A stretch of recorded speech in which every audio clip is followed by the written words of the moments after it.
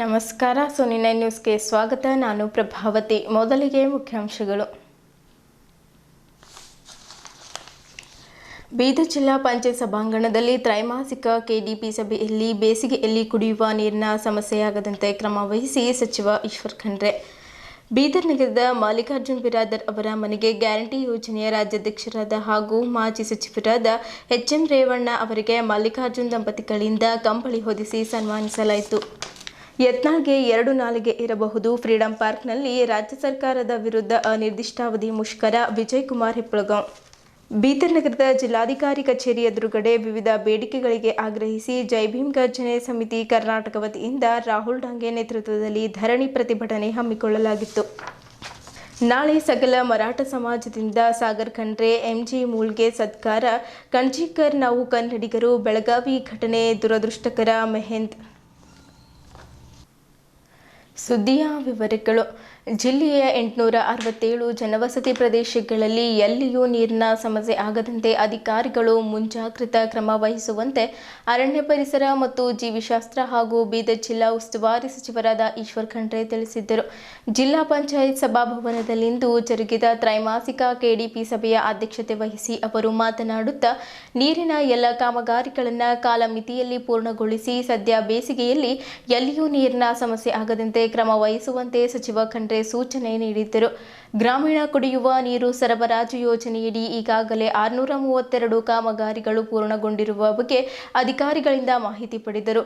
ಶಾಶ್ವತ ನೀರಿನ ವಲಯ ಬಳಸಿ ನೀರು ಸರಬರಾಜು ಯೋಜನೆ ಕೈಗೊಳ್ಳುವಂತೆ ಸಚಿವರು ಸೂಚಿಸಿದರು. ಜಿಲ್ಲೆಯಲ್ಲಿ ಸಾರ್ವಜನಿಕರು ಆರೋಗ್ಯ ಕಾಪಾಡುವ ಹಿತದೃಷ್ಟಿಯಿಂದ ವೈದ್ಯಾಧಿಕಾರಿಗಳು ಪ್ರಾಮಾಣಿಕ ಸೇವೆ ಸಲ್ಲಿಸುವಂತೆ ಸಚಿವರು ಸೂಚಿಸಿದರು. ಈವರೆಗೆ ಬಾಣಂತಿಯರು ಮರಣ ಹೊಂದಿರುವ ಬಗ್ಗೆ ಮಾಹಿತಿ ಪಡೆದ ಸಚಿವರು ಜಿಲ್ಲೆಯಲ್ಲಿ ಗರ್ಭಿಣಿ ಹಾಗೂ ಹೆರಿಗೆ ಪ್ರಕರಣಗಳಲ್ಲಿ ಸೂಕ್ತ ಔಷಧೋಪಚಾರ ಹಾಗೂ ಚಿಕಿತ್ಸೆ ನೀಡುವಂತೆ ಜಿಲ್ಲಾ ಆರೋಗ್ಯಾಧಿಕಾರಿ ಡಾ. ನಿರಗುಡಿ ಅವರಿಗೆ ಸೂಚಿಸಿದ್ದರು. ಬ್ರಿಮ್ಸ್ನಲ್ಲಿ ಅವ್ಯವಸ್ಥೆ ಸರಿಪಡಿಸಲು ಡಿಎಚ್ಒ, ಜಿಲ್ಲಾ ಶಸ್ತ್ರಚಿಕಿತ್ಸಕ ಹಾಗೂ ಬ್ರಿಮ್ಸ್ ನಿರ್ದೇಶಕರು ಚರ್ಚಿಸಿ ಸಹಕಾರದಿಂದ ಸಾರ್ವಜನಿಕರ ಆರೋಗ್ಯ ಸುಧಾರಣೆಗೆ ಕ್ರಮ ವಹಿಸುವಂತೆ ತಿಳಿಸಿದ್ದರು. ಮಾರ್ಚ್ ಒಳಗಾಗಿ ಕ್ಯಾಟ್ ಲ್ಯಾಬ್ ಆರಂಭಿಸುವಂತೆ ಸೂಚಿಸಿದ್ದರು. ಡಯಾಲಿಸಿಸ್ ರೋಗಿಗಳಿಗೆ ಬ್ರಿಮ್ಸ್ನಲ್ಲಿ ಕಾಯುವ ಸ್ಥಿತಿ ಬಗ್ಗೆ ಸಾಕಷ್ಟು ದೂರುಗಳು ಬರುತ್ತಿದ್ದು, 2 ಡಯಾಲಿಸಿಸ್ ಯಂತ್ರ ಬೇಕಿದ್ದಲ್ಲಿ ಕೆಕೆಆರ್ಡಿಬಿ ಅನುದಾನದಡಿ ನೀಡಲಾಗುವುದು. ಆದರೆ ಡಯಾಲಿಸಿಸ್ ರೋಗಿಗಳಿಗೆ ಸಮಸ್ಯೆಯಾಗದಂತೆ ವೈದ್ಯರು 3 ಶಿಫ್ಟ್ಗಳಲ್ಲಿ ಚಿಕಿತ್ಸೆ ನೀಡುವಂತೆ ಸಚಿವರು ಸೂಚಿಸಿದ್ದರು. ಅಲ್ಲದೆ 10 ದಿನದೊಳಗೆ ಕ್ರಮ ವಹಿಸದಿದ್ದರೆ ಶಿಸ್ತು ಕ್ರಮ ಕೈಗೊಳ್ಳಲಾಗುವ ಬಗ್ಗೆಯೂ ತಿಳಿಸಿದ್ದರು. ಕ್ಯಾನ್ಸರ್ ಪೀಡಿತ ರೋಗಿಗಳು ಜಿಲ್ಲೆಯ ಹೊರಗೆ ಕಿಮೋಥೆರಪಿ ಪಡೆಯುತ್ತಿರುವ ಬಗ್ಗೆ ಗಮನಕ್ಕೆ ಬಂದಿರುವ ಬಗ್ಗೆ ಸಚಿವರು ಪ್ರಸ್ತಾಪಿಸಿದ್ದರು. ಬ್ರಿಮ್ಸ್ನಲ್ಲಿ ಈಗಾಗಲೇ ಡೇಕೇರ್ ಕಿಮೋ ಕೇಂದ್ರ ಆರಂಭಗೊಂಡಿರುವ ಬಗ್ಗೆ ಹೆಚ್ಚಿನ ಪ್ರಚಾರ ನೀಡುವಂತೆ ಡಾ.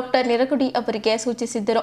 ಬ್ರಿಮ್ಸ್ನ ವಾರ್ಡ್ನಲ್ಲಿ ಈವರೆಗೆ 96 ಜನ ಕಿಮೋಥೆರಪಿ ಪಡೆಯುತ್ತಿರುವ ಬಗ್ಗೆ ಸಚಿವರ ಗಮನಕ್ಕೆ ತರಲಾಯಿತು. ರಾಜ್ಯ ಹಾಗೂ ರಾಷ್ಟ್ರೀಯ ಹೆದ್ದಾರಿಗಳಲ್ಲಿ ಅಪಘಾತಗಳು ಹೆಚ್ಚುತ್ತಿರುವ ಬಗ್ಗೆ ಕಳವಳ ವ್ಯಕ್ತಪಡಿಸಿದ ಸಚಿವರು ಈ ಕುರಿತು ಪ್ರಾದೇಶಿಕ ಸಾರಿಗೆ ಅಧಿಕಾರಿಗಳು ಹಾಗೂ ಪೊಲೀಸ್ ಇಲಾಖೆ ಮುಂಜಾಗ್ರತಾ ಕ್ರಮ ಕೈಗೊಳ್ಳುವಂತೆ ಸೂಚಿಸಿದ್ದರು. ಜಿಲ್ಲೆಯಲ್ಲಿ ವರ್ಷಕ್ಕೆ 300 ಅಪಘಾತಗಳು ಆಗುತ್ತಿರುವ ಬಗ್ಗೆ ಆರ್ಟಿಒ ಸಚಿವರ ಗಮನಕ್ಕೆ ತಂದರು. ಕುಡಿದು ವಾಹನ ಚಲಾಯಿಸುವವರು ಎಷ್ಟು ಪರವಾನಗಿ ರದ್ದು ಮಾಡಿದ್ದೀರಿ ಎಂದು ಸಚಿವರು ಕೇಳಿದ್ದರು. ಜಿಲ್ಲೆಯ ಎಲ್ಲ ವಾಹನಗಳಿಗೆ ರೇಡಿಯಂ ಸೈಕಲ್ ಕಡ್ಡಾಯವಾಗಿ ಅಂಟಿಸುವಂತೆ ಸೂಚಿಸಿದ್ದರು. ಇಲ್ಲಿಯೇ ಎಲ್ಲ ಪ್ರಮುಖ ರಸ್ತೆಗಳಲ್ಲಿ, ವೃತ್ತಗಳಲ್ಲಿ ಉತ್ತಮ ಸಿಸಿಟಿವಿ ಅಳವಡಿಸುವಂತೆ ಪೊಲೀಸ್ ಅಧಿಕಾರಿಗಳಿಗೆ ಸೂಚಿಸಿದ್ದರು. ನೌಬಾದ್ ನೀಲಂಗ ರಸ್ತೆ ಹಾಗೂ ಬೀದರ್ ಹುಮ್ನಾಬಾದ್ ರಾಷ್ಟ್ರೀಯ ಹೆದ್ದಾರಿಯಲ್ಲಿ ಹಲವೆಡೆ ತಗ್ಗುಗಳು ಹಾಗೂ ಉಬ್ಬುಗಳು ಕಂಡು ಬಂದಿದ್ದು ಅಪಘಾತ ಸಂಭವಿಸಬಹುದಾಗಿದೆ. ತಕ್ಷಣ ರಿಪೇರಿ ಮಾಡುವಂತೆ ರಾಷ್ಟ್ರೀಯ ಹೆದ್ದಾರಿ ಇಂಜಿನಿಯರ್ಗೆ ಸಚಿವರು ಸೂಚಿಸಿದ್ದರು. ಜಿಲ್ಲೆಯಲ್ಲಿ ವಿವಿಧ ಇಲಾಖೆಗಳ ವ್ಯಾಪ್ತಿಗೊಳಪಡಿಸುವ ವಸತಿ ನಿಲಯಗಳು, ವಸತಿ ಶಾಲೆಗಳಿಗೆ ಕಟ್ಟಡ ಅಥವಾ ನಿವೇಶನ ಕೊರತೆ ಇರುವ ಬಗ್ಗೆ ಸಂಬಂಧಿಸಿದ ಅಧಿಕಾರಿಗಳು ವರದಿ ನೀಡಬೇಕು. ಹಿಂದುಳಿದ ಅಲ್ಪಸಂಖ್ಯಾತರ ಸಮಾಜ ಕಲ್ಯಾಣ, ಪರಿಶಿಷ್ಟ ಪಂಗಡ ಅಭಿವೃದ್ಧಿ ಹಾಗೂ ಇತರೆ ಇಲಾಖೆಗಳು ಮುಂಬರುವ ಸಾಲಿನಲ್ಲಿ ಯಾವುದೇ ವಿದ್ಯಾರ್ಥಿಗೆ ಶಿಕ್ಷಣಕ್ಕೆ ಅನಾನುಕೂಲವಾಗದಂತೆ ವಸತಿ ನಿಲಯದ ನಿವೇಶನ ಹಾಗೂ ಕಟ್ಟಡಗಳ ವಿವರವನ್ನು ನೀಡುವಲ್ಲಿ ಮುಂಬರುವ ಕ್ಯಾಬಿನೆಟ್ನಲ್ಲಿ ಚರ್ಚಿಸುವುದಾಗಿ ಸಚಿವರು ತಿಳಿಸಿದ್ದರು. ವಸತಿ ನಿಲಯಗಳಲ್ಲಿ ವಿದ್ಯಾರ್ಥಿಗಳಿಗೆ ಉತ್ತಮ ಗುಣಮಟ್ಟದ ಆಹಾರ ಕುರಿತು ದೂರುಗಳು ಕೇಳಿ ಬಂದಿದ್ದು ಅಧಿಕಾರಿಗಳು ಹಾಗೂ ವಾರ್ಡನ್ ತಕ್ಷಣ ಕ್ರಮ ಕೈಗೊಳ್ಳುವಂತೆ ಸಚಿವರು ತಿಳಿಸಿದ್ದರು. ಜಿಲ್ಲೆಯಲ್ಲಿ ಬಾಕಿ ಇರುವ ಎಲ್ಲ ಅಂಗನವಾಡಿ ಕಟ್ಟಡಗಳನ್ನು ನಿಗದಿತ ಕಾಲಮಿತಿಯಲ್ಲಿ ಪೂರ್ಣಗೊಳಿಸುವಂತೆ ಅಧಿಕಾರಿಗಳಿಗೆ ಸೂಚಿಸಲಾಯಿತು. ಜಿಲ್ಲೆಯ ಎಸ್ಎಸ್ಎಲ್ಸಿ ಫಲಿತಾಂಶವನ್ನು ಹಾಗೂ ಸ್ಥಾನಮಾನವನ್ನು ಹೆಚ್ಚಿಸಲು ಶಿಕ್ಷಣ ಇಲಾಖೆ ಅಧಿಕಾರಿಗಳು ಹೆಚ್ಚಿನ ಕ್ರಮ ವಹಿಸಬೇಕೆಂದು ಸೂಚಿಸಿದ್ದರು. ಹೊರ ಜಿಲ್ಲೆಯ ಮೀನುಗಾರರು ಸ್ಥಳೀಯ ಜಲಾಶಯಗಳಲ್ಲಿ ಮೀನುಗಾರಿಕೆ ನಡೆಸುತ್ತಿದ್ದು, ಈ ಬಗ್ಗೆ ಅಧಿಕಾರಿಗಳು ಕ್ರಮ ವಹಿಸುವಂತೆ ಹಾಗೂ ಸ್ಥಳೀಯ ಮೀನುಗಾರರ ಸಂಘ ನಿರ್ಮಿಸಿ ಸ್ಥಳೀಯರಿಗೆ ಅನುಕೂಲವಾಗುವಂತೆ ಕ್ರಮ ವಹಿಸುವಂತೆ ಸಚಿವರು ಸೂಚಿಸಿದ್ದರು. ಇದೇ ಸಂದರ್ಭದಲ್ಲಿ ವಿವಿಧ ಇಲಾಖೆಗಳ ಪ್ರಗತಿ ಪರಿಶೀಲನೆ ನಡೆಸಲಾಯಿತು. ಈ ಸಭೆಯಲ್ಲಿ ಪೌರಾಡಳಿತ ಹಾಗೂ ಹಜ್ ಸಚಿವರಾದ ರಹೀಂ ಖಾನ್, ಕರ್ನಾಟಕ ರಾಜ್ಯ ಗ್ಯಾರಂಟಿ ಯೋಜನೆಗಳ ಅನುಷ್ಠಾನ ಪ್ರಾಧಿಕಾರದ ಅಧ್ಯಕ್ಷರಾದ ಎಚ್ಎಂ ರೇವಣ್ಣ, ಯುವಜನ ಸೇವೆ ಇಲಾಖೆ, ಪರಿಶಿಷ್ಟ ವರ್ಗಗಳ ಕಲ್ಯಾಣ ಇಲಾಖೆ ಹಾಗೂ ಬೀದರ್ ಜಿಲ್ಲಾ ಉಸ್ತುವಾರಿ ಕಾರ್ಯದರ್ಶಿ ಡಿ ರಂದೀಪ್, ಬೀದರ್ ದಕ್ಷಿಣ ಶಾಸಕರಾದ ಡಾಕ್ಟರ್ ಶೈಲೇಂದ್ರ ಬೆಲ್ದಾಳೆ, ಹುಮ್ನಾಬಾದ್ ಶಾಸಕರಾದ ಡಾಕ್ಟರ್ ಸಿದ್ದಲಿಂಗಪ್ಪ ಪಾಟೀಲ್, ಬಸವ ಕಲ್ಯಾಣ ಶಾಸಕರಾದ ಶರಣು ಸಲ್ಗರ್, ವಿಧಾನ ಪರಿಷತ್ ಸದಸ್ಯರಾದ ಭೀಮರಾವ್ ಪಾಟೀಲ್, ಡಾಕ್ಟರ್ ಚಂದ್ರಶೇಖರ್ ಪಾಟೀಲ್, ನಗರಸಭೆ ಅಧ್ಯಕ್ಷರಾದ ಎಂಡಿ ಗೌಸ್, ಜಿಲ್ಲಾಧಿಕಾರಿಗಳಾದ ಶಿಲ್ಪಾ ಶರ್ಮಾ, ಜಿಲ್ಲಾ ಪಂಚಾಯತ್ ಮುಖ್ಯ ಕಾರ್ಯನಿರ್ವಾಹಕ ಅಧಿಕಾರಿ ಡಾಕ್ಟರ್ ಗಿರೀಶ್ ಪದೋಲೆ, ಜಿಲ್ಲಾ ಉಪ ಅರಣ್ಯ ಸಂರಕ್ಷಣಾಧಿಕಾರಿಗಳಾದ ಎಂಎಂ ಬಾನತಿ ಸೇರಿದಂತೆ ಜಿಲ್ಲಾ ಹಾಗೂ ತಾಲೂಕಾ ಮಟ್ಟದ ಅಧಿಕಾರಿಗಳು ಉಪಸ್ಥಿತರಿದ್ದರು. ಜಿಲ್ಲಾ ಉಸ್ತುವಾರಿ ಸಚಿವರಾಗಿರ್ತಕ್ಕಂಥ ಈಶ್ವರ್ ಖಂಡ್ರೆ ಸರ್ ಅವರು, ಮಾನ್ಯ ವಿಧಾನ ಪರಿಷತ್ ಸದಸ್ಯರಾದ ಭೀಮರಾವ್ ಪಾಟೀಲ್ ಅವರ ಒಂದು ಸಮ್ಮುಖದಲ್ಲಿ ಇವತ್ತು ನಮ್ಮ ಖಾದಿ ಮತ್ತು ಗ್ರಾಮೀಣ ಕೈಗಾರಿಕಾ ಇಲಾಖೆಯಿಂದ ಹೊಲಿಗೆ ಯಂತ್ರಗಳನ್ನು ಮೊದಲನೇದಾಗಿ ಅಂಗವಿಕಲ ಫಲಾನುಭವಿಗಳು ಆಗಿರ್ತಕ್ಕಂಥ ತುಕ್ಕಮ್ಮ, ಅಂಬಾದಾಸ್, ಮಿನಾಜ್ ಬೇಗಂ, ಮನಿರುದ್ದೀನ್, ಶ್ರೀದೇವಿ, ಗುಡಪ್ಪ ಈ ಮೂರು ಫಲಾನುಭವಿಗಳಿಗೆ ವಿದ್ಯುತ್ ಚಾಲಿತ ತುಕ್ಕಮ್ಮ, ಅಂಬಾದಾಸ್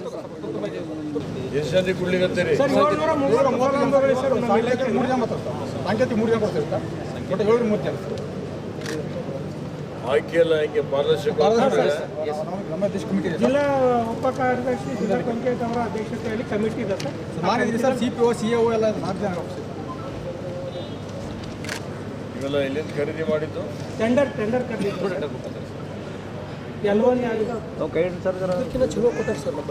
ವಿಷಯಗಳಿದ್ರೆ ನೀವು ಅದ್ರ ಬಗ್ಗೆ ಚರ್ಚೆ ಮಾಡಬಹುದು. ಅನುಪಾಲನಾ ವರದಿ ಕೊಡಲಾಗಿದೆ. ಹೇಳಿ, ಕೃಷಿ ಇಲಾಖೆ ಯಾರಪ್ಪ?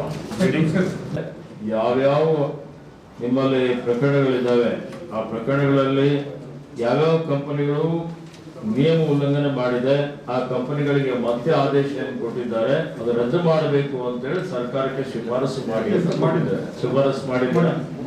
ಆಯ್ತು, ಶಿಫಾರಸು ಮಾಡಿದ ವರದಿ ಶಾಸಕರಿಗೆ ಕೊಡಿ. ನೆಕ್ಸ್ಟ್ ಹೇಳಿ. ನಿಮ್ಗೆ ಅವ್ರಿಗೊಂದು ವರದಿ ಕೊಡ್ಬೇಕಾಗಿತ್ತಲ್ಲಪ್ಪ.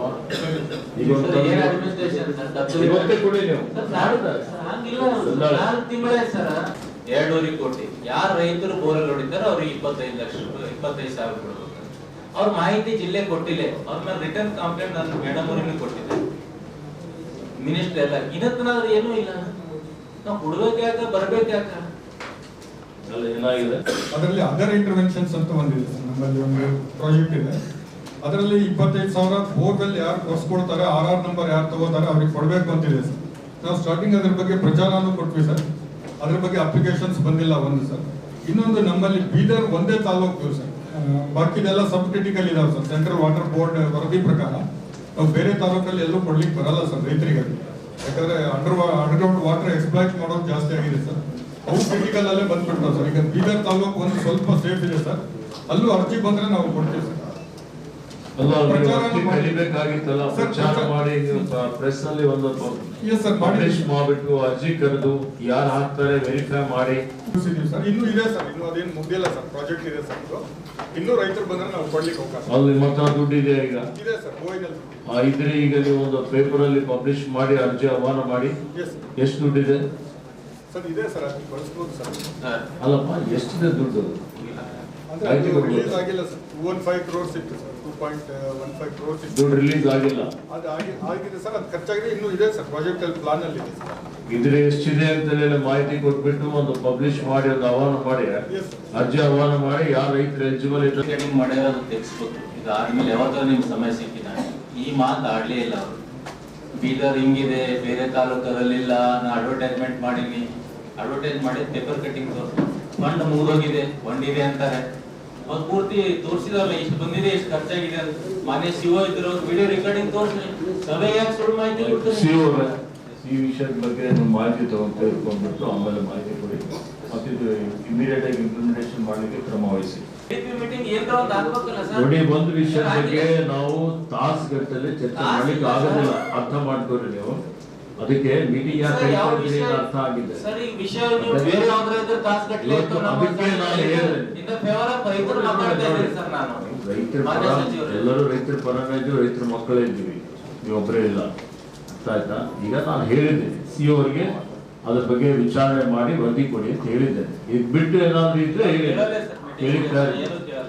ಹೇಳ್ರಿ, ಕೇಳಿಕೆ ಮೀಟಿಂಗ್ ಮಾಡ್ತಾ ಇದ್ದೀವಿ, ಹೇಳಿ ಏನಾದ್ರು ಹೇಳಿ. 4 ತಿಂಗಳಾಯ್ತು ಲೆಟರ್ ನಂಬರ್ ಬರಲ್ಲ. ಈಗ ಕೇಳಿದ್ರ ಗೌರವಾನ್ವಿತ ಲೋಕಸಭಾ ಸದಸ್ಯರು ತಾವು ಕೇಳಬಹುದು. ಈ ಅವತ್ತೇನಾಗಿದೆ ಅವರು ಸಿಟಿಗೆ ಬಂದರು ಕೇಳಿ ಸಿಒ ಇದ್ರದ್ದು ಮೀಟಿಂಗ್ ಅಲ್ಲಿ. ನಾನ್ ನಂಬೋದು ಸಭೆ ಕರೆಕ್ಟ್ ಮಾಹಿತಿ ಕೊಡ್ರಿ. ಪೇಪರ್ ಅಡ್ವರ್ಟೈಸ್ಮೆಂಟ್ ಕೊಟ್ಟಿ ನಿಮ್ಗೆ ಕೊಟ್ರ ಅಂತಾರ, ದುಡ್ಡು ಇದೆ ಅಂತಾರ, ಅವು ದುಡ್ಡು ಖಲಾಸ್ ಆಗಿದೆ ಅಂತ. ಪೇಪರ್ ಅಡ್ವರ್ಟೈಸ್ಮೆಂಟ್ ಕೊಟ್ಟಿದ್ದೀರಾ? ಕೊಟ್ಟಿದ್ದೀರಾ ಸರ್, ನಾನು ಅದನ್ನು ಇದ್ರೆ ಮತ್ತೆ ಯಾಕೆ ನಿಮ್ಗೆ ಕೊಡ್ಲಿಕ್ಕೆ ಏನಾಗಿದೆ ನಿಮ್ಗೆ? ಅವತ್ತು ಹೇಳಿಲ್ಲ ನಿಮ್ಗೆ ಮೊಬೈಲ್ ಅಲ್ಲಿ ಇದ್ರೆ ಅವ್ರಿಗೆ ಕೊಡಿ, ಮತ್ತೆ ಶಾಸಕರಿಗೆ ಕೊಟ್ಟರೆ ಆಯ್ತಾ? ಇನ್ಫಾರ್ಮೇಶನ್ ಕೊಡ್ಲಿಕ್ಕೆ ತೊಂದರೆ ಆಗಿದೆ ಸರ್. ಇಲ್ಲ ಸರ್, ನಾನು ಆದ್ಮೇಲೆ ಸಾಹೇಬ್ರು ಪಿ ಅವ್ರ ಜೊತೆಗೆಲ್ಲ ಮಾತಾಡಿ ನಾನು ಕ್ಲಾರಿಫೈ ಮಾಡಿದೆ. ಅಲ್ಲಪ್ಪ, ನೇರವಾಗಿ ಶಾಸಕರಿಗೆ ಮಾತಾಡ್ಲಿಕ್ಕೆ ಏನಾದ್ರು ಗಾಬರಿ ಆಗುತ್ತಾ? ಡೈರೆಕ್ಟ್ ಫೋನ್ ಮಾಡ್ತೀನಿ ಸರ್ ಅವರಿಗೆ. ನಾವು ಯಾರಿಗೆ ಫೋನ್ ಮಾಡಿ ಅವರಿಗೆ ಡೈರೆಕ್ಟ್ ಮಾಡ್ತೀನಿ, ಕೇಳಿ ಏನೋ ಸಮಸ್ಯೆ ಇದೆ. ಆಯ್ತು ಶರಣ್, ನಿಮ್ ನೋಡಿ, ನೀವು ಎಲ್ಲಾ ಮಾಹಿತಿಗಳು ಕೊಡ್ರವ್ರು. ನೀವು ಪ್ರೆಸ್ ಅಲ್ಲಿ ಪಬ್ಲಿಷ್ ಮಾಡಿದ್ದು, ಅಡ್ವರ್ಟೈಸ್ಮೆಂಟ್ ಕೊಟ್ಟಿದ್ದು, ಆ ಹಣ ಯಾವುದಕ್ಕೆ ಬಳಕೆ ಆಗಿದೆ, ಬಳಕೆ ಆಗಿದ್ದು ಬಳಕೆ ಪ್ರಮಾಣ ಪತ್ರದ ಜೊತೆಯಲ್ಲಿ ನೀವೇನ್ ಕಳಿಸಿದಿರಿ ಸಂಪೂರ್ಣ ಮಾಹಿತಿ ಎಲ್ಲಾ ಶಾಸಕರಿಗೆ ಒಂದೊಂದು ಟೈಪ್ ಮಾಡಿ ಕೊಡ್ರಿ. ಸಿ ಅವರಿಗೆ ಒಂದು ಕೊಡ್ರಿ. ಸಿ ಅವರೇ ಅದು ಯಾವ ರೀತಿಯಲ್ಲಿ ಆಗಿದೆ, ಏನು ನಿಮ್ಗೆ ಸುತ್ತೋಲೆ ಇತ್ತು, ಏನು ಅನುಷ್ಠಾನ ಮಾಡಿದ್ದಾರೆ, ಏನಾಗಿದೆ ಅಂತ ಹೇಳಿ ನೋಡ್ಕೊಂಡು ನೀವು ಮತ್ತೆ ನಮ್ಮ ಮಾನ್ಯ ಶಾಸಕರಿಗೆ ಅದರ ಬಗ್ಗೆ ಮಾಹಿತಿ ಕೊಟ್ಟಿರ್ತೀವಿ. ಬಾಲಕೇಶ್ವರ ಶುಗರ್ಸ್ 41.88% ಆಗಿದೆ ಸರ್. ಸೊ 47 ಕೋಟಿ ಪೇಮೆಂಟ್ ಪೆಂಡಿಂಗ್ ಇದೆ ಸರ್. 47? ಹಾಂ ಸರ್. ಮಹಾತ್ಮ ಗಾಂಧಿದು 71% ಪೇಮೆಂಟ್ ಆಗಿದೆ ಸರ್. ಸೊ 31 ಕೋಟಿ ಪೆಂಡಿಂಗ್ ಇದೆ ಸರ್. ಇನ್ನು ಭವಾನಿ ಶುಗರ್ಸ್ದು 95% ಪೇಮೆಂಟ್ ಆಗಿದೆ ಸರ್. 2 ಕೋಟಿ ಪೆಂಡಿಂಗ್ ಇದೆ ಸರ್. ಬೀದರ್ ಕಿಸಾನು 65% ಪೇಮೆಂಟ್ ಆಗಿದೆ ಸರ್. 44 ಕೋಟಿ ಇನ್ನೂ ಪೆಂಡಿಂಗ್ ಇದೆ ಸರ್. ಸೊ ಈಗ ಮೇಜರ್ ಜಾಸ್ತಿ ಇರೋದು ಸರ್, ಈಗ ನಾರಂಜ ಮತ್ತು ಬೀದರ್ ಕಿಸಾನ್ದು ಜಾಸ್ತಿ ಇದೆ ಸರ್. ಏನು ಆಕ್ಷನ್ ಏನು ತಗೋತಾ ಇದ್ದೀರಿ? ಇದೇ ರೀತಿಯಲ್ಲಿ 2 ತಿಂಗಳಿಂದ ಪೇಮೆಂಟ್ ಆಗಿಲ್ಲ ಅಂದ್ರೆ ಮದುವೆ ಮುಂಚೆ ಅವರಿಗೆ ಆಸ್ಪತ್ರೆ, ಅವ್ರ ಶಿಕ್ಷಣ ಎಲ್ಲದಕ್ಕೆ ಎಫೆಕ್ಟ್ ಆಗುತ್ತೆ 30% ವರೆಗೆ. ಆದರೆ ಅವರು ಬರೀ 30% 20% ಪೇಮೆಂಟ್ ಮಾಡಿದ್ದಾರೆ, ಒಂದೊಂದು ಒಂದು ಪ್ರಾಬ್ಲಮೇ ಆಗುತ್ತೆ ಅವ್ರಿಗೆ. ಏನಾದರೂ ಒಂದು ಟೇಕ್ ಆಕ್ಷನ್ ಆಗುತ್ತೆ. Sir, I visited this Narendra Sugar Factory also. They have gotten this sugar export ಮಾಡಿದ್ರೆ ಕೂಡ ಈಗ ಪರ್ಮಿಷನ್ ಸಿಕ್ಕಿದೆ ಗವರ್ಮೆಂಟ್ ಇಂದ. ಏನಿಂದ ಜಸ್ಟ್ ಅದು ಮಾಡಿ ದಿಸ್ ಮಂತ್ ಎಂಡ್ ತನಕ ಟೈಮ್ ತಗೊಂಡಿದ್ದಾರೆ. I think another 3 days will wait, but we have already written to ತಹಸೀಲ್ದಾರ್ಗಳಿಗೂ ಅದು ಲ್ಯಾಂಡ್ ರೆವಿನ್ಯೂ ಆಕ್ಟ್ ಮಾಡಿದೆ 3 days ಬ್ಯಾಕ್. ನೀವು ಮಾಡಿ ಅಲ್ಲೇ ಕಳಿಸಿ, ಒಂದು ಫೈಲ್ ನೋಟಿಸ್ ಇಶ್ಯೂ ಮಾಡಿ, ನಾವೆಲ್ಲ ಸೀಸ್ ಮಾಡಿ ನಿಮಗೆ ಮಾರಾಟ ಮಾಡಿ ಕೊಡ್ಬೇಕಾಗುತ್ತೆ ಅಂತ. ಅನುದಾನ ಬಳಕೆ ಮಾಡಿಕೊಳ್ಳಿಕ್ಕೆ ವಿಳಂಬ ಮಾಡಿದ್ದೀರಿ ಅಥವಾ ಸಮರ್ಪಕವಾಗಿ ಬಳಕೆ ಮಾಡಿಕೊಂಡಿಲ್ಲ, ಸೋರಿಕೆ ಆಯಿತು, ಅಥವಾ ಅನುದಾನವೇ ನೀವು ಉಪಯೋಗ ಮಾಡಿಲ್ಲ ಅಂದ್ರೆ ಆಯಾ ಇಲಾಖೆಯ ಮುಖ್ಯಸ್ಥರು ಜವಾಬ್ದಾರ ಆಗಿರ್ತೀರಿ, ಮತ್ತೆ ನಿಮ್ಮ ಮೇಲೆ ಕ್ರಮ ತಗೊಳ್ಬೇಕಾಗತ್ತೆ. ಇನ್ನೂ 15 ದಿವಸ ಸಮಯ ಇದೆ. ಮಾರ್ಚ್ 15ನೇ ತಾರೀಕಿನವರೆಗೆ ಎಲ್ಲ ಕಂಪ್ಲೀಟ್ ಮಾಡಬೇಕು, ಯಾವುದು ಪೆಂಡಿಂಗ್ ಉಳಿಬಾರ್ದು. ಇದು ಎಲ್ಲ ಇಲಾಖೆ ಮುಖ್ಯಸ್ಥರಿಗೆ ಸೂಚನೆ ಕೊಡ್ತಾ ಇದೆ. ಆಯ್ತಾ? ನಿಮ್ದು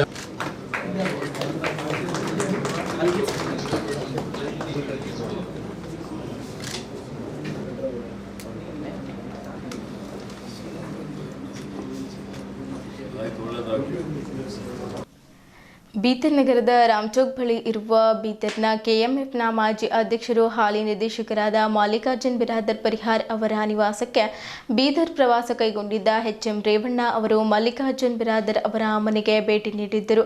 ಈ ಸಂದರ್ಭದಲ್ಲಿ ಮಲ್ಲಿಕಾರ್ಜುನ್ ಬಿರಾದರ್ ದಂಪತಿಗಳು ಕಂಬಳಿ ಹಾಕಿ ಹೂಗುಚ್ಛ ನೀಡಿ ಸತ್ಕರಿಸಿದರು.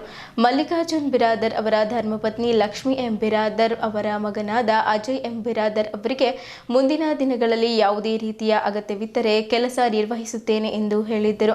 ಈ ಸಂದರ್ಭದಲ್ಲಿ ಮಾಜಿ ಜಿಲ್ಲಾ ಪಂಚಾಯತ್ ಅಧ್ಯಕ್ಷರಾದ ವಿಜಯಕುಮಾರ್ ಕಾಶಂಪುರ್, ಭಾರತ್ ಬಾಯ್ ಶರೀಕರ್, ಭೀಮಣ್ಣ ಕೊಳ್ಳೆ, ಅಬ್ದುಲ್ ಮನ್ನಾನ್ ಸೇಠ್, ಬಸವರಾಜ್ ಮಾಳ್ಗೆ, ದೀಪಕ್ ವಾಲಿ, ಕಾಮಶೆಟ್ಟಿ, ವೈದ್ಯನಾಥ್, ಗಣಪತಿ ಕಮಠಾಣ್, ಪ್ರಶಾಂತ್, ಸಂಜೀವ್ ಕುಮಾರ್ ಅತಿವಾಳೆ, ಲೋಕೇಶ್ ಮಿರ್ಜಾಪುರ್ ಸೇರಿದಂತೆ ಕೊಳರ್ಕೆ ಗ್ರಾಮಸ್ಥರು ಸೇರಿದಂತೆ ಇತರರು ಇದ್ದರು.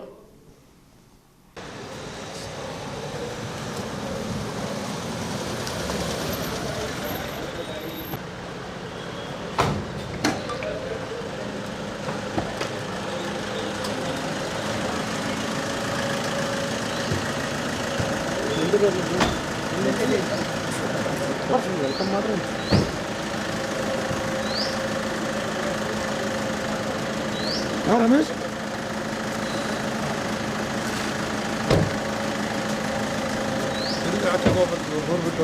ಗೈಡ್ನಲ್ಲಿ ಉಪನ್ಯಾಸಕರು ಸರ್ ಗೈಡ್ ಬಿದ್ದಾರೆ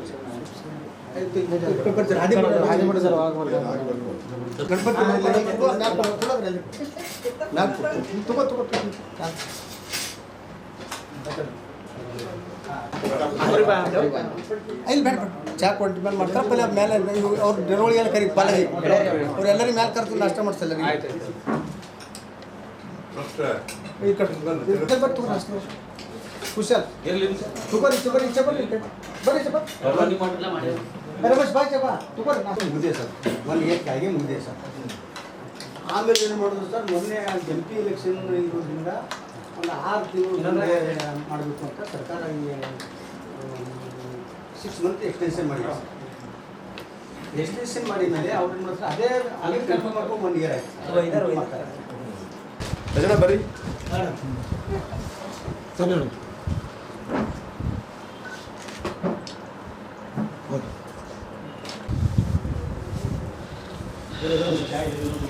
ಮಹಿಳಾ ಸಮಾವೇಶ ಮಾಡಿದಾಗ ಫುಲ್ ದುಡ್ಡು ಸಕ್ಸಸ್ ಮಾಡಿದೆ.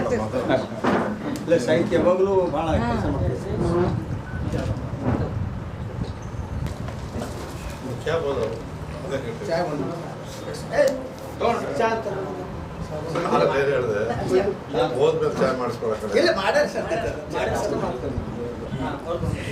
ವಿಜಯ್ ಕಾಂಗ್ರೆಸ್ ಬಂದ ಸೇರಿಸ್ತಾವ ಎಲ್ಲರಿಗೆಲ್ಲ ಅವು ಕಾಂಗ್ರೆಸ್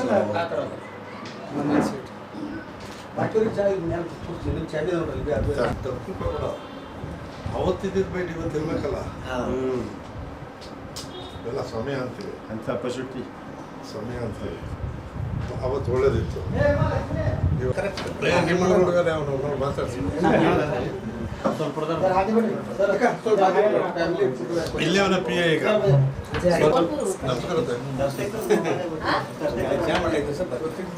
ಅದೇ ಹೇಳಿದೆ KMF ನೋಡಿದ್ವಾ ಅದೇ ಆಳ್ತಾರ ಕಳಿಸಿದ್ದಾನೆ. ಮಕ್ಕಳು ಲಾಸ್ಟ್ ಸರ್ ಒಬ್ಬರು ಲಂಡನ್ ಸರ್, ದೊಡ್ಡ ಮಗಳು ಜರ್ಮನಿ, ಲಂಡನ್ ಸರ್, ಮೈಸೂರು ಕೊಟ್ಟಕ್ಕೆ ಬೆಂಗಳೂರಿಗೆ ಇದ್ದಾರೆ ಸರ್ ಡಾಕ್ಟ್ರಿಗಳು. ಈಗ 3ನೇ ಮಗಳು ಲಂಡನ್ಗೆ ಬರೋದು. ಲಾಸ್ಟ್ ವಿದ್ಯೆಯಿಂದ ಇವೆಲ್ಲ ಜರ್ನಲಿಸ್ಟ್ ಆಗ್ತಾ ಇದ್ದಾರೆ, ದೊಡ್ಡ ಜರ್ನಲಿಸ್ಟ್. ವಿದ್ಯೆಯಿಂದ ಲಭ್ಯ ವಿದ್ಯೆಯಿಂದ ಲಭ್ಯ ವಿಕಾಸ ಬಂದಾಗ ಹಿಡಿದು ನಮ್ಮ ಮಕ್ಕಳಲ್ಲಿ ಇತ್ತು ಗೊತ್ತು. ಅದಕ್ಕೆ ಜರ್ನಲಿಸಮ್ ಮಾಡಿದೆ ಸರ್. ಫಸ್ಟ್ ಕ್ಲಾಸ್ ಒಳ್ಳೆ ಸ್ಟೇಷನ್ ಮೊನ್ನೆ ಜೇನ್ ಕಲಿ ಈಗ ಸುಮ್ ಕ್ಯಾಂಪಸಲ್ಲಿ ಡ್ಯೂಟಿ ಆಗಿದೆ ಟೆಕ್ನಿಕ್ ಇದೆ.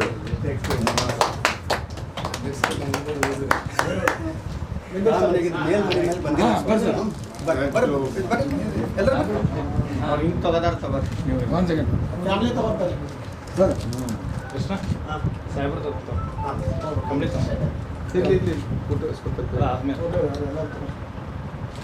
ಒಳ್ಳೇದಾಗಪ್ಪ. ಕಂಬಳಿ ಜೊತೆ ಟೋಪಿ ಕೊಟ್ಟಿದ್ದಾರೆ ಸರ್. ಟೋಪಿ ನೋಡೇ ಇಲ್ಲ ಲೇಟರ್ ಮಾಡಿಸಿ ಇಲ್ಲ ಹೋಗಿರಪ್ಪ ನೀವು ಮುಂಚೆ ಇವಾಗ ಹೋಗೋ 60 crores ಬೆಸ್ಟ್ ಬಂದಿದೆ. ಶೇಖರ್ ಇನ್ಸ್ಟಿಟ್ಯೂಟ್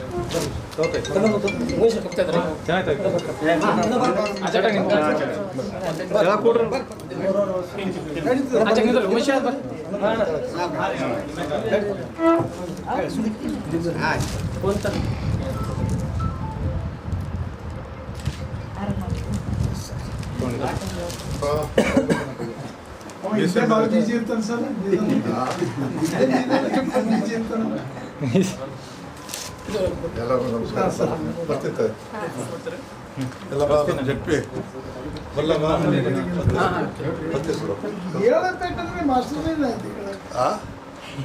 ಬಾಬು ನಮ್ಮ ಬಗ್ಗೆ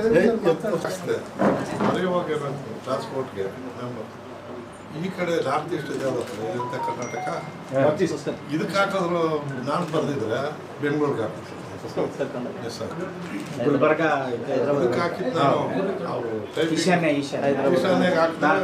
ನಾನು ಹಾಕಿ ಆಯ್ತು ಅಂದ್ಕೊಂಡ್ರೆ ಅವರು ಇದರಲ್ಲಿ ಫೈನಲ್ ವಿಜಯಪುರ ನಗರ ಶಾಸಕರಾದ ಬಸನಗೌಡ ಪಾಟೀಲ್ ಅವರಿಗೆ 2 ನಾಲಿಗೆ ಇರಬಹುದೆಂಬ ಅನುಮಾನ ಮೂಡಿದೆ ಎಂದು ಮಾದಿಗ ದಂಡೋರ ಮಾದಿಗ ಮೀಸಲಾತಿ ಹೋರಾಟ ಸಮಿತಿ ಜಿಲ್ಲಾಧ್ಯಕ್ಷ ವಿಜಯಕುಮಾರ್ ಹಿಪ್ಪಳಗಾಂವ್ ಹೇಳಿದ್ದರು.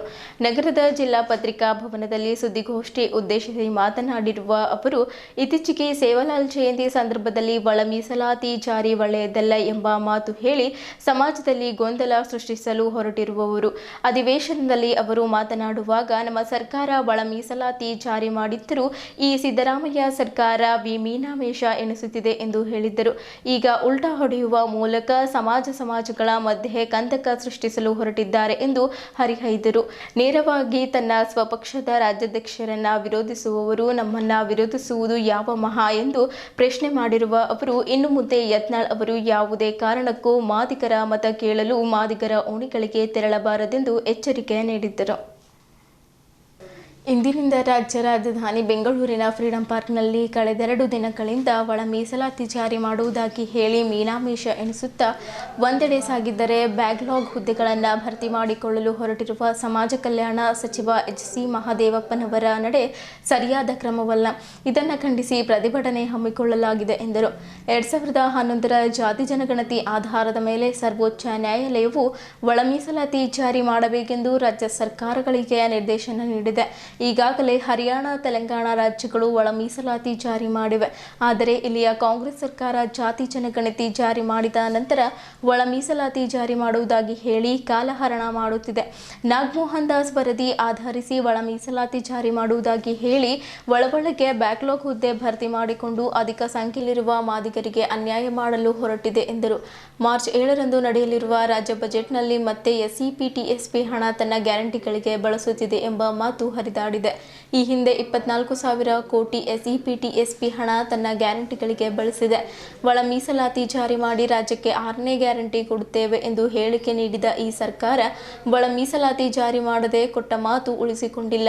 ಈ ವರ್ಷ ಸಹ ಬಜೆಟ್ನಲ್ಲಿ ನಮ್ಮ ಪಾಲಿನ ಎಸ್ಸಿಪಿ ಹಾಗೂ ಟಿಎಸ್ಪಿ ಹಣ ಗ್ಯಾರಂಟಿಗಳಿಗೆ ಬಳಸಿದ್ದರೆ ವಿಧಾನಸೌಧದ ಮುಂದೆ ಪ್ರತಿಭಟನೆ ನಡೆಸುತ್ತೇವೆ ಎಂದು ಹಿಪ್ಪಳಗಾಂವ್ ಎಚ್ಚರಿಸಿದರು. ಮಾದಿಗ ದಂಡೋರ ಮಾದಿಗ ಮೀಸಲಾತಿ ಹೋರಾಟ ಸಮಿತಿ ಜಿಲ್ಲಾ ಉಪಾಧ್ಯಕ್ಷ ಕಮಲಾಕರ್ ಹೆಗ್ಡೆ, ಹುಮ್ನಾಬಾದ್ ತಾಲೂಕಾ ಅಧ್ಯಕ್ಷ ಗೋರಖ್ ನಿಂಬೂರೆ, ಬೀದರ್ ದಕ್ಷಿಣ ಕ್ಷೇತ್ರದ ಅಧ್ಯಕ್ಷ ವೀರಶೆಟ್ಟಿ ಬಂಬುಳ್ಗಿ, ಸಮಿತಿಯ ಪ್ರಮುಖರಾದ ಜಯಶೀಲ ಕಲ್ವಾಡಿ, ಜಯಶೀಲ ಮೇತ್ರೆ, ಪ್ರಕಾಶ್ ಮೇತ್ರೆ, ಅನಿಲ್ ಬಂಬುಳ್ಗಿ ಪತ್ರಿಕಾಗೋಷ್ಠಿಯಲ್ಲಿದ್ದರು. ಯತ್ನಾಳ್ ಬಸವನಗೌಡ ಪಾಟೀಲ್ ಯತ್ನಾಳ್ ಅವರು 2 ನಾಲಿಗೆ ಉಳ್ಳವರು ಅನ್ನೋದಕ್ಕೆ ಈ ಒಂದು ಪತ್ರಿಕಾಗೋಷ್ಠಿ ಕರೆದಿದ್ವಿ. ಅದಕ್ಕೆ ಒಂದು ಪ್ರತ್ಯಕ್ಷ ಸಾಕ್ಷಿ ಕೂಡ ಇದೆ. ಈಗಾಗಲೇ ತಾವೆಲ್ಲರೂ ನೋಡಿರಬಹುದು ವಿಡಿಯೋಲ್ಲಿ, ವಿಧಾನಸೌಧದಲ್ಲಿ ಅಧಿವೇಶನದಲ್ಲಿ ಅವರು ಹೇಳ್ತಾರೆ, ಒಳ ಮೀಸಲಾತಿ ಜಾರಿ ಮಾಡಿದಂಥ ಪಕ್ಷ ನಮ್ಮ ಪಕ್ಷ, ಬಸವರಾಜ ಬೊಮ್ಮಾಯಿ ಅವರ ನೇತೃತ್ವದ ಪಕ್ಷ. ನಮ್ಮ ಪಕ್ಷ ಒಳ ಮೀಸಲಾತಿ ಜಾರಿ ಮಾಡಿದರೂ ಕೂಡ ಇಲ್ಲಿವರೆಗೂ ಕಾಂಗ್ರೆಸ್ ಪಕ್ಷ ಒಳ ಮೀಸಲಾತಿ ಜಾರಿ ಮಾಡ್ತಾ ಇಲ್ಲ. ನಾವು ಒಂದೇ ಒಂದು ಸುಪ್ರೀಂ ಕೋರ್ಟ್ ತೀರ್ಮಾನಕ್ಕಾಗಿ ಸೆಂಟ್ರಲ್ಗೆ ನಾವು ಶಿಫಾರಸು ಮಾಡಿದ್ದೀವಿ. ಆದರೂ ಕೂಡ ಕಾಂಗ್ರೆಸ್ ಪಕ್ಷ ಒಳ ಮೀಸಲಾತಿ ಜಾರಿ ಮಾಡಲು ವಿಳಂಬ ಮಾಡ್ತಾ ಇದೆ ಅಂತ ಬಸವನಗೌಡ ಪಾಟೀಲ್ ಯತ್ನಾಳ್ ಅವರು ಹೇಳ್ತಾರೆ. ಒಳ ಮೀಸಲಾತಿ ಜಾರಿ ಮಾಡೋದ್ರಿಂದ ನಮ್ಮ ಪಕ್ಷಕ್ಕೆ ತುಂಬ ಒಂದು ಹಿನ್ನಡೆಯನ್ನಾಗಿದೆ. ಬಸವರಾಜ್ ಅಂದರೆ ಅಂದಿನ ಮುಖ್ಯಮಂತ್ರಿಗಳು ಬೊಮ್ಮಾಯಿ ಸರ್ ಅವರು ಒಳ ಮೀಸಲಾತಿ ಜಾರಿ ಮಾಡಿ ತಪ್ಪು ಮಾಡಿದ್ರು. ಈ ಲಂಬಾಣಿ ಸಮುದಾಯ ಆಗಿರ್ಬೋದು ಅಥವಾ ಭೋವಿ ಸಮುದಾಯ ಆಗಿರ್ಬೋದು, ಮತ್ತೊಂದು ಸಮುದಾಯ ಆಗಿರ್ಬೋದು, ಅವ್ರಿಗೆ ಅನ್ಯಾಯ ಆಗಿದೆ ಅನ್ನುವಂಥ ಒಂದು ಮಾತನ್ನು ಬಸವನಗೌಡ ಪಾಟೀಲ್ ಅವರು ಹೇಳ್ತಾರೆ. ಇದರಿಂದನೇ ಗೊತ್ತಾಗುತ್ತೆ ಅವರಿಗೆ 2 ನಾಲಿಗೆ ಉಳ್ಳವರು ಅಂತ ಹೇಳಿಬಿಟ್ಟು. ಈ ಕಡೆ ಅಧಿವೇಶನದಲ್ಲಿ ಮಾದಿಗ ಸಮುದಾಯಕ್ಕೆ ಎತ್ಕೊಂಡು ಮಾತಾಡ್ತಾರೆ, ಒಂದು ಜಾತಿಯ ಒಂದು ಸಮುದಾಯದ ಕಾರ್ಯಕ್ರಮಕ್ಕೆ ಹೋಗಿಬಿಟ್ಟು ಅಲ್ಲಿ ಮತ್ತೆ ಒಳ ಮೀಸಲಾತಿ ವಿರೋಧವಾಗಿ ಮಾತಾಡ್ತಾರೆ. ಹಾಗಾಗಿ 2 ನಾಲಿಗೆ ಉಳ್ಳುವ ಬಸವನಗೌಡ ಪಾಟೀಲ್ ಯತ್ನಾಳ್ ಅವರ ನಡೆಯನ್ನು ಮಾದಿಗ ದಂಡೋರ ಹೋರಾಟ ಸಮಿತಿ ತೀವ್ರವಾಗಿ ಖಂಡಿಸ್ತದೆ ಅಂತ ಹೇಳಿ ಇವತ್ತಿನ ದಿವಸ ಹೇಳಲಿಕ್ಕೆ ಇಷ್ಟಪಡ್ತೀವಿ. ಹಾಗೂ ಮುಂದಿನ ದಿನಗಳಲ್ಲಿ ಯತ್ನಾಳ್ ಅವರು ಮಾದಿಗರ ಓಣಿಯಲ್ಲಿ ಹೋದರೆ ಅವ್ರನ್ನ ಕಪ್ಪು ಬಟ್ಟೆ ತೋರಿಸೋದಾಗಲಿ ಅಥವಾ ಮತ್ತೊಂದು ರೀತಿಯಲ್ಲಾಗಲಿ ಅವ್ರನ್ನ ಮಾದಿಗರ ಓಣಿಯಿಂದ ಓಡಿಸ್ತೀವಿ ಅಂತಕ್ಕಂಥದ್ದನ್ನು ಇವತ್ತು ಪತ್ರಿಕಾಗೋಷ್ಠಿ ಮುಖಾಂತರ ಯತ್ನಾಳ್ ಅವ್ರ ಗಮನಕ್ಕೆ ತರ್ತೀವಿ ನಾವು. ಮುಂದಿನ ದಿನಗಳಲ್ಲಿ ಮಾದಿಗರ ಓಟ್ ನಾವು ಪಡೆಯಲ್ಲ ಅಂತ ಹೇಳಿ ನಿಮ್ಮಲ್ಲಿ ತಾಕತ್ತಿದ್ರೆ ಓಪನ್ ಆಗಿ ಸ್ಟೇಟ್ಮೆಂಟ್ ಕೊಟ್ಟು ನೋಡೋಣ, ಕೊಡಬೇಕು. ಯಾಕಂದರೆ ಒಂದು ಸಮುದಾಯದಲ್ಲಿ ಹೋಗ್ಬಿಟ್ಟು ಇನ್ನೊಂದು ಸಮುದಾಯದ ಬಗ್ಗೆ ಟೀಕೆ ಟಿಪ್ಪಣಿ ಮಾಡೋದನ್ನು ಬಿಟ್ಟು ಅಭಿವೃದ್ಧಿ ಕೆಲಸದಲ್ಲಿ ತೊಡಗಿಬಿಟ್ಟು ಅಭಿವೃದ್ಧಿ ಕೆಲಸವನ್ನು ಮಾಡಿರಿ. ಸ್ವಪಕ್ಷಿಯವರ ವಿರುದ್ಧನೇ ಮಾತಾಡೋ ನೀವು ಇನ್ನೊಂದು ಜಾತಿಯವರು ಇನ್ನೊಂದು ಸಮುದಾಯದ ವಿರುದ್ಧ ಮಾತಾಡೋದ್ರೆ ಏನು ದೊಡ್ಡ ವಿಷಯ? ಹಾಗಾಗಿನೇ ನಿಮಗೆ 2 ನಾಲಿಗೆ ಉಳ್ಳವರು ಅಂತ ಹೇಳಿ ಇವತ್ತು ಮಾದಿಗ ದಂಡರ ಹೋರಾಟ ಸಮಿತಿ ಓಪನ್ ಆಗಿ ಘಂಟಾಘೋಷವಾಗಿ ನಿಮಗೆ 2 ನಾಲಿಗೆ ಉಳ್ಳವರು ಅಂತ ನಾವು ಕೂಗ್ತೀವಿ ನಾವು ಅದನ್ನು. ಹಾಗೂ ಇನ್ನೊಂದು ಕಡೆ ಈಗಾಗಲೇ ಕಾಂಗ್ರೆಸ್ ಸರ್ಕಾರ ಒಂದು ಕಮಿಟಿಯನ್ನು ರಚನೆ ಮಾಡ್ತು. ನಾಗಮೋಹನ್ ದಾಸ್ ಕಮಿಟಿ ರಚನೆ ಮಾಡಿಬಿಟ್ಟು ಒಳ ಮೀಸಲಾತಿ ಜಾರಿ 1 ತಿಂಗಳಲ್ಲಿ ನಾವು ಕಮಿಟಿಯ ಒಂದು ಫೈನಲ್ ಕಾಪಿ ತೊಗೊಂಡು ನಾವು ಒಂದು 2 ತಿಂಗಳಲ್ಲಿ ಒಳ ಮೀಸಲಾತಿ ಜಾರಿ ಮಾಡ್ತೀವಿ ಅಂತೇಳಿ ಈಗಾಗಲೇ ಸುಮಾರು ಸಲ ಜಂಬೋ ಕೊಚ್ಕೊಂಡಿರ್ತಕ್ಕಂಥ ಕಾಂಗ್ರೆಸ್ ಸರ್ಕಾರ 2 ತಿಂಗಳಾಯ್ತು ಇಲ್ಲಿವರೆಗೂ ಕೂಡ ಒಳ ಮೀಸಲಾತಿ ಬಗ್ಗೆ ಚಕಾರಣೆ ಎತ್ತುತ್ತಾ ಇಲ್ಲ. ಹಾಗೂ ಸಮಾಜ ಕಲ್ಯಾಣ ಸಚಿವರಾಗಿರ್ತಕ್ಕಂಥ H.C. ಮಹದೇವಪ್ಪರ ನಡೆ ಅದು ಕೂಡ ತೀವ್ರವಾಗಿ ಖಂಡಿಸ್ತೇವೆ ಮಾದಿಗ ದಂಡರ ಹೋರಾಟ ಸಮಿತಿ. ಯಾಕಂದರೆ ಒಳ ಮೀಸಲಾತಿ ಉದ್ದೇಶ ಏನಪ್ಪ ಅಂದರೆ ಶಿಕ್ಷಣ ಹಾಗೂ ಜಾಬು, ಉದ್ಯೋಗ ಮತ್ತು ಶಿಕ್ಷಣಕ್ಕಾಗಿಯೇ ಒಳ ಮೀಸಲಾತಿ ಬೇಕು ಅಂತ ನಾವು ಕೇಳ್ತಾ ಇದ್ದೀವಿ.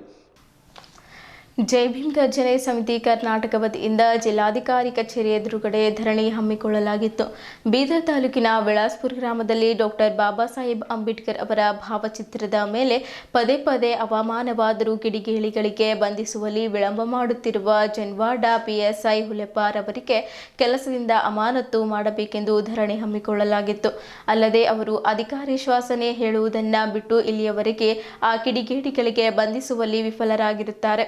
ಆದ್ದರಿಂದ ಈ PSI ಜನ್ವಾಡ ಅವರಿಗೆ ಕೆಲಸದಿಂದ ಅಮಾನತು ಮಾಡಿ ಹೊಸ PSI ರವರಿಗೆ ನಿಯೋಜನೆ ಮಾಡಿ ಅಂಬೇಡ್ಕರ್ ಅವರಿಗೆ ಅವಮಾನ ಮಾಡಿದ ಕಿಡಿಗೇಡಿಗಳ ವಿರುದ್ಧ ಕ್ರಮ ಕೈಗೊಳ್ಳಬೇಕೆಂದು ಪ್ರತಿಭಟನಾಕಾರರನ್ನು ಉದ್ದೇಶಿಸಿ ಮಾತನಾಡುತ್ತಾ ಆಗ್ರಹಿಸಿದ್ದರು.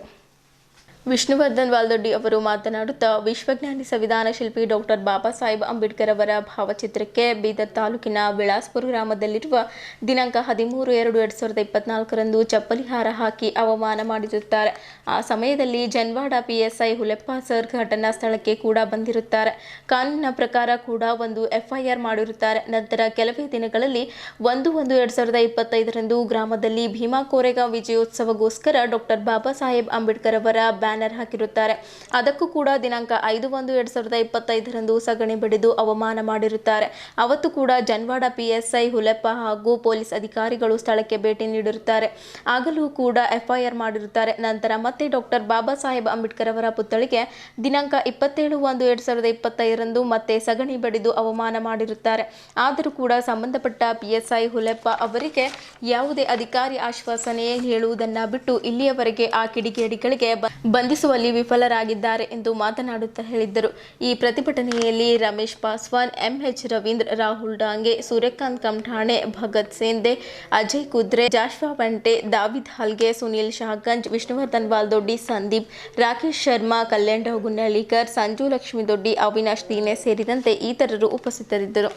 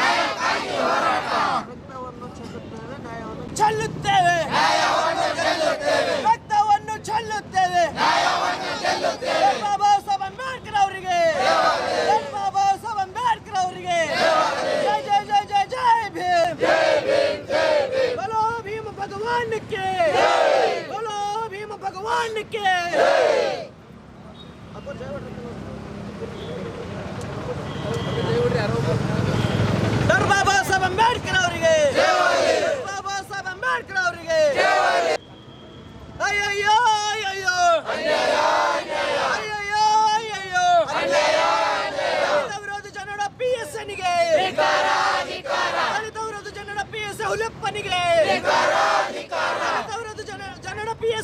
ಹುಲಿಯಪ್ಪನಿಗೆ ಜಿಲ್ಲಾಧಿಕಾರಿಗಳ ಕಚೇರಿ ಎದುರುಗಡೆ ಜೈ ಭೀಮ್ ಗರ್ಜನೆ ಸಮಿತಿ ವತಿಯಿಂದ ಧರಣಿಯನ್ನು ಹಮ್ಮಿಕೊಂಡಿದ್ದಾರೆ. ಈ ಧರಣಿಗೆ ಕರ್ನಾಟಕ ಭೀಮಸೇನೆ ವತಿಯಿಂದ ಬೆಂಬಲ ಸೂಚಿಸ್ತಾ ಇದ್ದೀವಿ.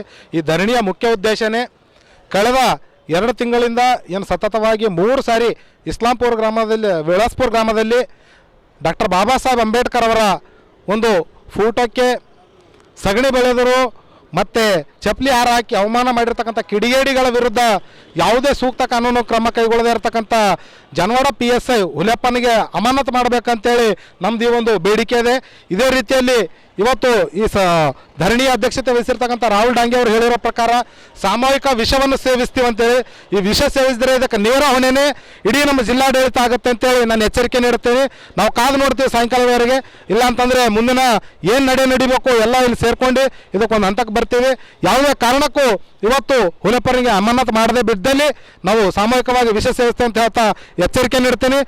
ಬೀದರ್ ಜಿಲ್ಲೆ ಬೀದರ್ ತಾಲೂಕಿನ ಇಳಾಸ್ಪುರ ಗ್ರಾಮದಲ್ಲಿ ಡಿಸೆಂಬರ್ 13, 12, 2024ರಂದು ಡಾಕ್ಟರ್ ಬಾಬಾ ಸಾಹೇಬ್ ಅಂಬೇಡ್ಕರ್ ಅವರ ಭಾವಚಿತ್ರಕ್ಕೆ ಚಪ್ಪಲಿ ಸರವನ್ನು ಹಾಕ್ತಾರೆ. ಅದೇ ರೀತಿಯಾಗಿ ಅವತ್ತಿನ ದಿವಸ ಅಲ್ಲಿರ್ತಕ್ಕಂಥ PSI ಕೂಡ ಬಂದು ಒಂದು FIR ಮಾಡಿ ಹೋಗುತ್ತಾರೆ. ಆದರೆ ಇಲ್ಲಿವರೆಗೆ ಯಾವುದೇ ರೀತಿಯಾದಂಥ ಕ್ರಮ ತಗೊಂಡಿಲ್ಲ. ಅದೇ ರೀತಿಗೆ ಮತ್ತೆ ಜನವರಿ 5 ಡಾಕ್ಟರ್ ಬಾಬಾ ಸಾಹೇಬ್ ಅಂಬೇಡ್ಕರ್ ಅವರ ಫೋಟೋಕ್ಕೆ ಒಂದು ಸಗಣಿಯನ್ನು ಬಡಿತಾರೆ. ಆ ನಂತರ ಮತ್ತೆ ಜನವರಿ 26ನೇ ತಾರೀಕು ಡಾಕ್ಟರ್ ಬಾಬಾ ಸಾಹೇಬ್ ಅಂಬೇಡ್ಕರ್ ಅವರ ಪುತ್ಥಳಿ ಇರ್ತಕ್ಕಂಥ ಒಂದು ಭಾವಚಿತ್ರಕ್ಕೆ ಮತ್ತೆ ಸಗಣಿ ಬಿಡ್ತಾರೆ. ಪದೇ ಬಂದು ಬಾಬಾ ಸಾಹೇಬ್ರ ಮೇಲೆ ಅವಮಾನ ಆದಂಥ ಸಮಯದಲ್ಲಿ ಕೂಡ ಅಲ್ಲಿನ PSI ಹುಲಿಯಪ್ಪ ಅವರು ಬಂದು ಅಲ್ಲಿ ಏನಾಗಿದೆ ಅದು ಬರ್ತಾರೆ, ನೋಡ್ತಾರೆ, ಆಶ್ವಾಸನೆ ಕೊಟ್ಟು ಹೋಗ್ತಾರೆ. ಆದರೆ ಸುಮಾರು 3 ತಿಂಗಳು 4 ತಿಂಗಳು ಕಳೆದು ಹೋಗ್ತಿದೆ. ಇಲ್ಲಿವರೆಗೆ ಆ PSI ಒಬ್ಬ ಆರೋಪಿ ಕೂಡ ಬಂಧಿಸಿಲ್ಲ. ಆರೋಪಿ ಬಗ್ಗೆ ಯಾವುದೇ ರೀತಿಯಾದ ಗಮನ ಹರಿಸಿಲ್ಲ. ಯಾಕಂತಂದರೆ ಅವರು ನಮಗೆ ಮೇಲ್ನೋಟಕ್ಕೆ ಏನು ಕಂಡು ಹೊಡ್ತಾ ಇದೆ ಅಂತಂದ್ರೆ ಆರೋಪಿಗಳಿಗೆ ನೇರವಾಗಿ ಸಹಾಯ ಮಾಡ್ತಕ್ಕಂಥವ್ರೆ ಜನರ PSI ಹುಲಿಯಪ್ಪ ಅವರು ಅಂತ ಹೇಳ್ಬೋದು. ಇವತ್ತಿನ ದಿವಸದಲ್ಲಿ ಡಾಕ್ಟರ್ ಬಾಬಾ ಸಾಹೇಬ್ ಅಂಬೇಡ್ಕರ್ ಅವರು ಕೊಟ್ಟಂತ ಸಂವಿಧಾನ ಅಡಿಯಲ್ಲಿ ಇವತ್ತು ಕೆಲಸ ಮಾಡ್ತಾ ಇದ್ದಾರೆ. ಅವರಿಗೆ ಒಂದು ನಾಚಿಕೆ ಗೀಡಿನ ಸಂಗತಿ ಅಂತ ಹೇಳ್ಬೋದು ಇವತ್ತಿನ ದಿವಸದಲ್ಲಿ. ಯಾಕಂದ್ರೆ ಅವರು ನಮಗೆ ಮೇಲ್ನೋಟ ಕಂಡು ಬರ್ತಾರೆ ಇವರೇ ನಿಜವಾದ ದಲಿತ ವಿರೋಧಿ, ಅಲ್ಲಿ ಮತ್ತೆ ಅಂತ ಕಿಡಿಕೇಡಿಗಳಿಗೆ ಸಹಾಯ ಮಾಡ್ತಕ್ಕಂಥ ಒಬ್ಬ PSI ಅಂತ ಹೇಳ್ಬೋದು. ಅದಕ್ಕೋಸ್ಕರ ಇವತ್ತಿನ ದಿವಸದಲ್ಲಿ ನಾವು ಬೀದರ್ನ ಜಿಲ್ಲಾಧಿಕಾರಿಗಳ ಕಚೇರಿ ಎದುರುಗಡೆ ನಾವು ಸಾಂಕೇತಿಕ ಧರಣಿಯನ್ನು ಹಮ್ಮಿಕೊಂಡಿದ್ದೇವೆ.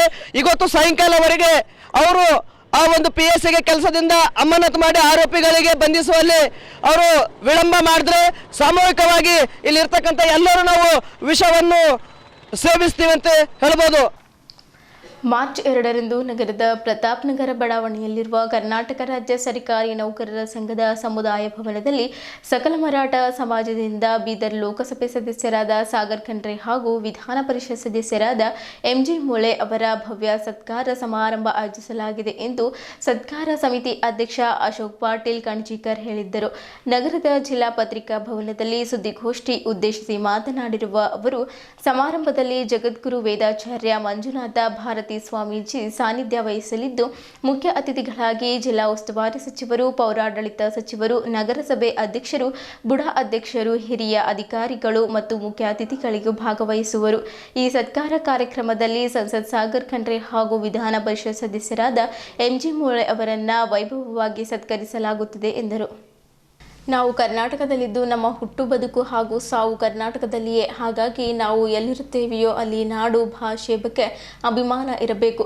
ಒಕ್ಕೂಟ ವ್ಯವಸ್ಥೆಯಲ್ಲಿ ನಾವಿದ್ದು ನಾವೆಲ್ಲ ಭಾರತೀಯರು. ಹಾಗಾಗಿ ಭಾಷೆ ಜನಾಂಗಗಳ ಮಧ್ಯೆ ಕದನವಳ್ಳಿಯ ಬೆಳವಣಿಗೆ ಇಲ್ಲ ಎಂದು ಮರಾಠ ಕ್ರಾಂತಿ ಮೋರ್ಚಾ ಸಂಯೋಜಕರು ಹಾಗೂ ಸತ್ಕಾರ್ ಸಮಿತಿ ಕಾರ್ಯದರ್ಶಿಗಳಾದ ವೆಂಕಟೇಶ್ ಮೆಹೆಂದೆ ಪ್ರತಿಕ್ರಿಯಿಸಿದರು. ಕರ್ನಾಟಕ ಕ್ಷತ್ರಿಯ ಮರಾಠ ಪರಿಷತ್ ಅಧ್ಯಕ್ಷರಾದ ದಿಗಂಬರ್ ರಾವ್ ಮಾನ್ಕಾರಿ, ಸಕಲ ಮರಾಠ ಸಮಾಜದ ಪ್ರಮುಖರಾದ ಜನಾರ್ದನ್ ಬಿರಾದರ್, ಶಂಕರ್ರಾವ್ ಬಿರಾದರ್, ಪಂಚಶೀಲಾ ಪಾಟೀಲ್, ತ್ಯಾತ್ಯಾರಾವ್ ಪಾಟೀಲ್, ವಿದ್ಯಾವಾನ ಪಾಟೀಲ್, ರಂಜಿತ್ ಪಾಟೀಲ್ ಹಾಗೂ ಇತರರು ಪತ್ರಿಕಾಗೋಷ್ಠಿಯಲ್ಲಿದ್ದರು. ಸಂಸದರಾದಂಥ ಸನ್ಮಾನ್ಯ ಶ್ರೀ ಸಾಗರ್ ಖಂಡ್ರೆ ಅವರಿಗೆ ಈ ಸಮಾಜದ ವತಿಯಿಂದ ಸತ್ಕಾರ ಮಾಡಬೇಕಂತ ಒಂದು ನಿಶ್ಚಯ ಮಾಡಿದ್ದೇವೆ. ಅದಕ್ಕೋಸ್ಕರ ಇವತ್ತು ನಾವು ಇದೊಂದು ಪತ್ರಿಕಾ ಭವನದಲ್ಲಿ ತಮ್ಮೆಲ್ಲರಿಗೆ ಕಳಿಸಿದ್ದೇವೆ.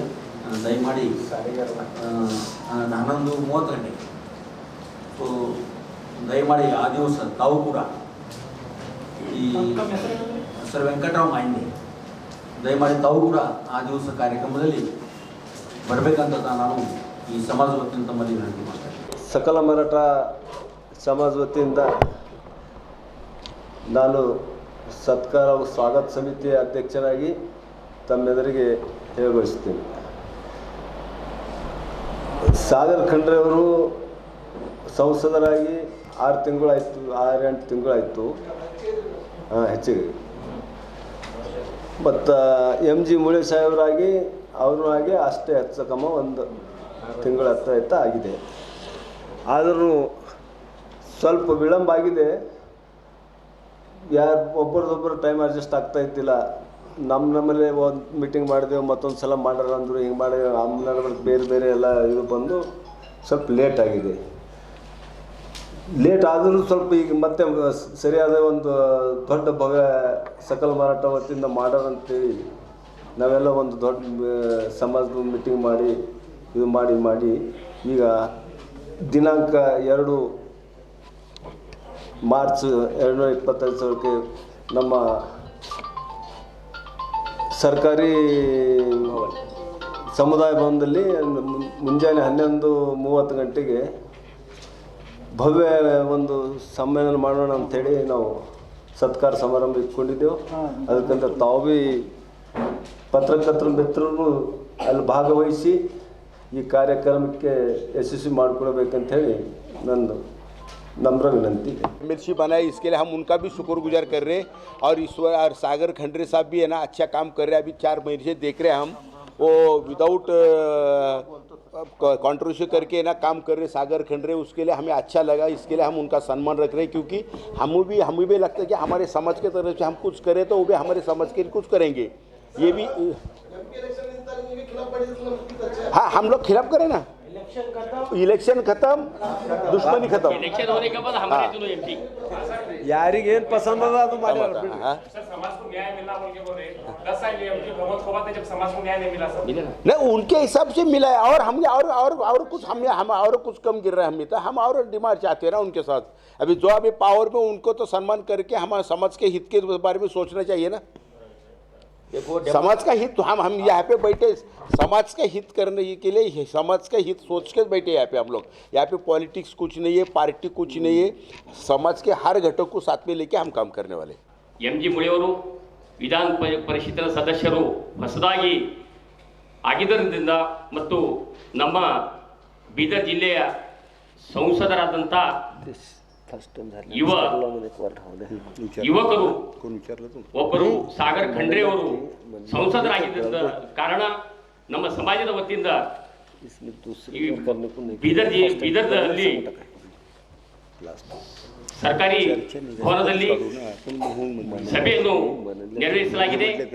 ಈ ಸಭೆಯಲ್ಲಿ ಸುಮಾರು 2.5-3 ಸಾವಿರ ಜನರು ತುಂಬುವಂತ ಒಂದು ನಮ್ಮ ಪ್ರಯತ್ನ ಇದೆ. ಅದಕ್ಕೆ ನಮಗೆ ಎಲ್ಲರ ಸಹಕಾರ ಇದೆ. ಸಮಾಜದ ಬಹು ಸಂಖ್ಯೆಯಲ್ಲಿ ಜನರು ಬರುವರಿದ್ದಾರೆ.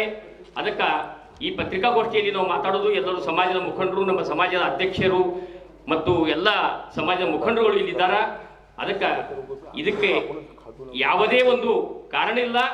ಒಂದು ಪರಂಪರಾ ಸಂಸ್ಕೃತಿಯ ಚಲನೆಯಾಗಿ ಇದು ನಡೀತಾ ಬಂದಿದೆ. ಇದಕ್ಕೆ ಉದ್ದೇಶಪೂರ್ವಕ ಏನಿಲ್ಲ, ಇದು ಪರಂಪರಾ ಬರ್ತಾ ಇದೆ ಸತ್ಕಾರ ಮಾಡೋದು. ಅದಕ್ಕೆ ಈ ಮಾನವನ ಸಂಸ್ಕಾರದಲ್ಲಿ ಇದೊಂದಿದೆ. ಅದಕ್ಕೆ ನಾವು ಸಾಗರ್ ಖಂಡ್ರೆ ಅವರು ಒಂದು ಯುವ ಸಂಸದರಾಗಿದ್ದ ಕಾರಣ ಮತ್ತು MG ಮುಳೆಯವರು ನಮ್ಮ ಹಿರಿಯರಿದ್ದ ಕಾರಣ ಅವರಿಬ್ಬರಿಗೆ ನಾವು ಸಮಾಜದ ವತಿಯಿಂದ ಬಹು ವಿಜೃಂಭಣೆಯಿಂದ ನಾವು ಅವರು ಸತ್ಕಾರ ಮಾಡ್ತಾ ಇದ್ದೀವಿ ಅಂತ ಹೇಳಿ ತಮ್ಮೆದುರು ನಾನು ವ್ಯಕ್ತಪಡಿಸ್ತಾ ಇದ್ದೇನೆ.